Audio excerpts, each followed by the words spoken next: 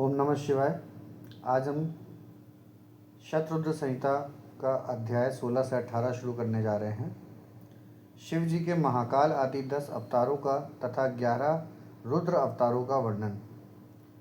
तदंतर यक्षेश्वर अवतार की बात कहकर नंदीश्वर ने कहा, मुने, अब शंकर जी के उपासना कांड द्वारा सेवित महाकाल आदि 10 अवतारों का वर्णन भक्ति पूर्वक श्रवण करो। उनमें पहला अवतार महाकाल नाम से प्रसिद्ध है, जो सत्पुरुषों को भोग और मोक्ष प्रदान करने वाला है। उस अवतार की शक्ति भक्तों की मनोवांछा पूर्ण करने वाली महाकाली है। दूसरा तार नामक अवतार हुआ, जिसकी शक्ति तारा देवी हुई। वे दोनों भुक्ति मुक्ति के प्रदाता तथा अपने सेवकों के लिए सुखदायक है। बाल भुवनेश नाम से तीसरा अवतार हुआ, उसमें बाला भुवनेशी शिवा शक्ति हुई, जो सज्जनों को सुख देने वाली हैं। चौथा भक्तों के लिए सुखद तथा भोग मोक्ष प्रदायक षोडश श्री विद्येश नामक अवतार हुआ और षोडशी श्री विद्या शिवा उसकी शक्ति हुई। पांचवा अवतार भैरव नाम से प्रसिद्ध हुआ, जो सर्वदा भक्तों की कामनाओं को पूर्ण करने वाला है। इस अवतार की शक्ति का नाम है भैरवी गिरजा, जो अपने उपासकों की अभीष्टदायिनी है। छठा शिव अवतार छिन्न मस्तक नाम से कहा जाता है और भक्त कामप्रदा गिरजा का नाम छिन्न मत्सा है। संपूर्ण मनोरथों के दाता शंभु का सातवां अवतार धूमवान नाम से विख्यात हुआ। उस अवतार में श्रेष्ठ उपासकों की लालसा पूर्ण करने वाली शिवा धूमावती हुई। शिव जी का आठवां सुखदायक अवतार बगलामुख है। उसकी शक्ति महान आनंददायिनी बगलामुखी नाम से विख्यात हुई। नवा शिव अवतार मातंग नाम से कहा जाता है। उस समय संपूर्ण अभिलाषाओं को पूर्ण करने वाली शवारणी मातंगी हुई। शंभु के भुक्ति मुक्ति रूप फल प्रदान करने वाले 10वें अवतार का नाम कमल है, जिसमें अपने भक्तों का सर्वथा पालन करने वाली गिरजा कमला कहलाई है। ये ही शिव जी के 10 अवतार हैं। ये सब के सब भक्तों तथा सत्पुरुषों के लिए सुखदायक तथा भोग मोक्ष के प्रदाता हैं। जो लोग महात्मा शंकर के इन 10 अवतारों की निर्विकार भाव से सेवा करते हैं, उन्हें ये नित्य नाना प्रकार के सुख देते रहते हैं। मुने, इस प्रकार मैंने 10 अवतारों का महात्म्य वर्णन कर दिया। तंत्र शास्त्र में तो यह सर्व कामप्रद बतलाया गया है। मुने, इन शक्तियों की भी अद्भुत महिमा है। तंत्र आदि शस्त्रों में इस महिमा का सर्व काम प्रद रूप से वर्णन किया गया है। ये नित्य दुष्टों को दंड देने वाली और ब्रह्म तेज की विश्व रूप से वृद्धि करने वाली हैं। ब्राह्मण, इस प्रकार मैंने तुमसे महेश्वर के महाकाल आदि 10 शुभ अवतारों का शक्ति सहित वर्णन कर दिया। जो मनुष्य समस्त शिव पर्वों के अवसर पर इस परम पावन कथा का भक्तिपूर्वक पाठ करता है, वह शिव जी का परम प्यारा हो जाता है। इस आख्यान का पाठ करने से ब्राह्मण के ब्रह्म तेज की वृद्धि होती है, क्षत्रिय विजय लाभ करता है, वैश्य धनपति हो जाता है और शूद्र को सुख की प्राप्ति होती है। स्वधर्मपरायण शिव भक्तों को यह चरित्र सुनने से सुख प्राप्त होता है और उनकी शिव भक्ति विशेष रूप से बढ़ जाती है। मुने, अब मैं शंकर जी के 11 श्रेष्ठ अवतारों का वर्णन करता हूँ, सुनो। उन्हें श्रवण करने से असत्यादि जनित बाधा पीड़ा नहीं पहुँचा सकती। पूर्व काल की बात है, एक बार इंद्र आदि समस्त देवता दैत्यों से पराजित हो गए। तब वे भयभीत हो अपनी पुरी अमरावती को छोड़कर भाग खड़े हुए। यों दैत्यों द्वारा अत्यंत पीड़ित हुए वे सभी देवता कश्यप जी के पास गए। वहाँ उन्होंने परम व्याकुलता पूर्वक हाथ जोड़ एवं मस्तक झुकाकर उनके चरणों में अभिवादन किया और उनका भलीभांति स्तवन करके आदरपूर्वक अपने आने का कारण प्रकट किया तथा दैत्यों द्वारा पराजित होने से उत्पन्न हुए अपने सारे दुखों को कह सुनाया। तब उनके पिता कश्यप जी देवताओं की उस कष्ट कहानी को सुनकर अधिक दुखी नहीं हुए, क्योंकि उनकी बुद्धि शिव जी में आसक्त थी। मुने, उन शांत बुद्धि मुनि ने धैर्य धारण करके देवताओं को आश्वासन दिया और स्वयं परम हर्षपूर्वक विश्वनाथपुरी काशी को चल पड़े। वहां पहुंचकर उन्होंने गंगा जी के जल में स्नान करके अपना नित्य नियम पूरा किया और फिर आदरपूर्वक उमा सहित सर्वेश्वर भगवान विश्वनाथ की भली भांति अर्चना की। तदंतर शंभु दर्शन के उद्देश्य से एक शिवलिंग की स्थापना करके वे देवताओं के हितार्थ परम प्रसन्नतापूर्वक घोर तप करने लगे। मुने, शिव जी के चरण कमलों में आसक्त मन वाले धैर्यशाली मुनिवर कश्यप को जब यों तप करते हुए बहुत अधिक समय व्यतीत हो गया, तब सत्पुरुषों के गति स्वरूप भगवान शंकर अपने चरणों में तल्लीन मन वाले कश्यप ऋषि को वर देने के लिए वहां प्रकट हुए। भक्तवत्सल महेश्वर परम प्रसन्न तो थे ही, अतः वे अपने भक्त मुनिवर कश्यप से बोले, वर मांगो। उन महेश्वर को देखते ही प्रसन्न बुद्धि वाले देवताओं के पिता कश्यप जी हर्षमग्न हो गए और हाथ जोड़कर उनके चरणों में नमस्कार करके स्तुति करते हुए यूं बोले, महेश्वर, मैं सर्वथा आपका शरणागत हूँ। स्वामिन, देवताओं के दुख का विनाश करके मेरी अभिलाषा पूर्ण कीजिए। देवेश, मैं पुत्रों के दुख से विशेष दुखी हूँ, अतः ईश मुझे सुखी कीजिए, क्योंकि आप देवताओं के सहायक हैं।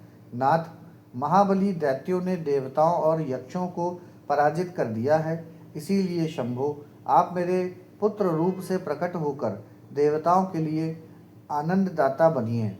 नंदीश्वर जी कहते हैं, मुने, कश्यप जी के ऐसा कहने पर सर्वेश्वर भगवान शंकर उनसे तथेति ऐसा ही होगा यूँ कहकर उनके सामने वहीं अंतर्ध्यान हो गए।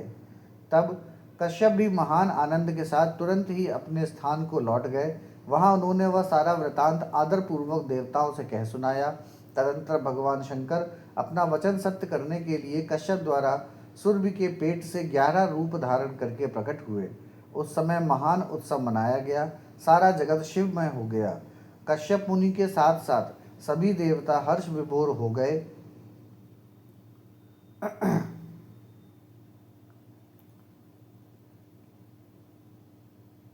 उनके नाम रखे गए कपाली, पिंगल, भीम, विरूपाक्ष, विलोहित, शास्ता, अजपाद, अहिर्बुधन्य, शंभु, चंड तथा भव। ये 11 रुद्र सुरभि के पुत्र कहलाते हैं। ये सुख के आवास स्थान हैं तथा देवताओं की कार्य सिद्धि के लिए शिव रूप से उत्पन्न हुए हैं। ये कश्यप नंदन वीरवर रुद्र महान बल पराक्रम संपन्न थे। इन्होंने संग्राम में देवताओं की सहायता करके दैत्यों का संहार कर डाला। इन्हीं रुद्र की कृपा से इंद्र आदि देवगण दैत्यों को जीतकर निर्भय हो गए। उनका मन स्वस्थ हो गया और वे अपना अपना राज्यकार संभालने लगे। अब भी शिव स्वरूपधारी वे सभी महारुद्र देवताओं की रक्षा के लिए सदा स्वर्ग में विराजमान रहते हैं। तात, इस प्रकार मैंने तुमसे शंकर जी के 11 रुद्र अवतारों का वर्णन कर दिया। ये सभी समस्त लोकों के लिए सुखदायक हैं। यह निर्मल आख्यान संपूर्ण पापों का विनाशक, धन, यश और आयु का प्रदाता तथा संपूर्ण मनोरथों को पूर्ण करने वाला है। यहाँ हमारा अध्याय 16 से 18 समाप्त होता है। अब हम अध्याय 19 और 20 शुरू करने जा रहे हैं। शिव जी के दुर्वास अवतार तथा हनुमद अवतार का वर्णन। नंदीश्वर जी कहते हैं, महामुने, अब तुम शंभु के एक दूसरे चरित्र को, जिसमें शंकर जी धर्म के लिए दुर्वासा होकर प्रकट हुए थे, प्रेम पूर्वक श्रवण करो। अनुसुईया के पति ब्रह्मवेत्ता तपस्वी अत्रि ने ब्रह्मा जी के निर्देश अनुसार पत्नी सहित त्रिक्षकुल पर्वत पर जाकर पुत्र कामना से घोर तप किया। उनके तप से प्रसन्न होकर ब्रह्मा, विष्णु और महेश्वर तीनों उनके आश्रम पर गए। उन्होंने कहा कि हम तीनों संसार के ईश्वर हैं। हमारे अंश से तुम्हारे 3 पुत्र होंगे, जो त्रिलोकी में विख्यात तथा माता पिता का यश बढ़ाने वाले होंगे। यूँ कहकर वे चले गए। ब्रह्मा जी के अंश से चंद्रमा हुए, जो देवताओं के समुद्र में डाले जाने पर समुद्र से प्रकट हुए थे। विष्णु के अंश से श्रेष्ठ संन्यास पद्धति को प्रचलित करने वाले दत्त उत्पन्न हुए और रुद्र के अंश से मुनिवर दुर्वासा ने जन्म लिया। इन दुर्वासा ने महाराज अम्बरीश की परीक्षा की थी। जब सुदर्शन चक्र ने इनका पीछा किया, तब शिव जी के आदेश से अम्बरीश के द्वारा प्रार्थना करने पर चक्र शांत हुआ। इन्होंने भगवान राम की परीक्षा की। काल ने मुनि का वेश धारण करके श्री राम के साथ यह शर्त की थी कि मेरे साथ बात करते समय श्री राम के पास कोई न आए, जो आएगा उसका निर्वासन कर दिया जाएगा। दुर्वासा जी ने हट करके लक्ष्मण को भेजा, तब श्री राम ने तुरंत लक्ष्मण का त्याग कर दिया। इन्होंने भगवान श्री कृष्ण की परीक्षा की और उनको श्री रुक्मिणी सहित रथ में जोता। इस प्रकार दुर्वासा मुनि ने अनेक विचित्र चरित्र किए। मुने, अब इसके बाद तुम हनुमान जी का चरित्र श्रवण करो। हनुमद द्रुपद से शिव जी ने बड़ी उत्तम लीलाएं की हैं। विप्रवर, इसी रूप से महेश्वर ने भगवान राम का परम हित किया था। वह सारा चरित्र अब सब प्रकार से सुखों का दाता है। उसे तुम प्रेम पूर्वक सुनो। एक समय की बात है, जब अत्यंत अद्भुत लीला करने वाले गुणशाली भगवान शंभु को विष्णु के मोहिनी रूप का दर्शन प्राप्त हुआ, तब वे कामदेव के बाणों से आहत हुए की तरह शुद्ध हो उठे। उस समय उन परमेश्वर ने राम कार्य की सिद्धि के लिए अपना वीर्यपात किया। तब सप्त ऋषियों ने उस वीर को पत्र पुटक में स्थापित कर लिया, क्योंकि शिव जी ने ही राम कार्य के लिए आदरपूर्वक उनके मन में प्रेरणा की थी। तत्पश्चात उन महर्षियों ने शंभु के उस वीर को राम कार्य की सिद्धि के लिए गौतम कन्या अंजनी में कान के रास्ते स्थापित कर दिया। तब समय आने पर उस गर्भ से शंभु महान बल पराक्रम संपन्न वानर शरीर धारण करके उत्पन्न हुए। उनका नाम हनुमान रखा गया। महाबली कपीश्वर हनुमान जब शिशु ही थे, उसी समय उदय होते हुए सूर्य बिंब को छोटा सा फल समझकर तुरंत ही निकल गए। जब देवताओं ने उनकी प्रार्थना की, तब उन्होंने उसे महाबली सूर्य जानकर उगल दिया। तब देवर्षियों ने उन्हें शिव का अवतार माना और बहुत सा वरदान दिया। तदंतर हनुमान अत्यंत हर्षित होकर अपनी माता के पास गए और उन्होंने यह सारा वृतांत आदरपूर्वक कह सुनाया। फिर माता की आज्ञा से धीर वीर कपि हनुमान ने नित्य सूर्य के निकट जाकर उनसे अनायास ही सारी विद्याएं सीख ली। तदंतर रुद्र के अंशभूत कपि श्रेष्ठ हनुमान सूर्य की आज्ञा से सूर्यांश से उत्पन्न हुए सुग्रीव के पास चले गए। इसके लिए उन्हें अपनी माता से भी अनुज्ञा मिल चुकी थी। तदंतर नंदीश्वर ने भगवान राम का संपूर्ण चरित्र संक्षेप से वर्णन करके कहा, मुने, इस प्रकार कपिश्रेष्ठ हनुमान ने सब तरह से श्री राम का कार्य पूरा किया, नाना प्रकार की लीलाएं की, असुरों का मान मर्दन किया, भूतल पर राम भक्ति की स्थापना की और स्वयं भक्त ग्रहणय होकर सीता राम को सुख प्रदान किया। वे रुद्रावतार ऐश्वर्यशाली हनुमान लक्ष्मण के प्राणदाता, संपूर्ण देवताओं के गर्वहारी और भक्तों का उद्धार करने वाले हैं। महावीर हनुमान सदा राम कार्य में तत्पर रहने वाले, लोक में रामदूत नाम से विख्यात दैत्यों के संहारक और भक्तवत्सल हैं। तात, इस प्रकार मैंने हनुमान जी का श्रेष्ठ चरित्र, जो धन, कीर्ति और आयु का वर्धक तथा संपूर्ण अभीष्ट फलों का दाता है, तुमसे वर्णन कर दिया।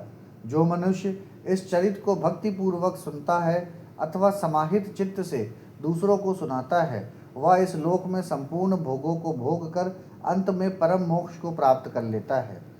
यहाँ पर हमारा शत्रुघ्न संहिता का अध्याय 19 और 20 समाप्त हुआ है। ओम नमः शिवाय।